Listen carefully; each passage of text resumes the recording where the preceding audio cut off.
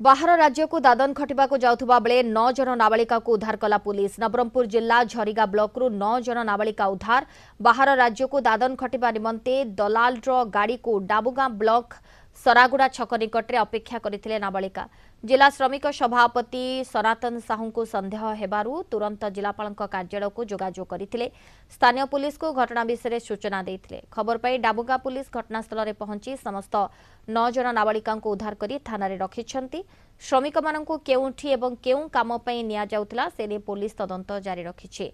उद्धार होइतिबा श्रमिकंकर बयान आधार में घटनार अधिक खोलताड़ जारी रहिछे।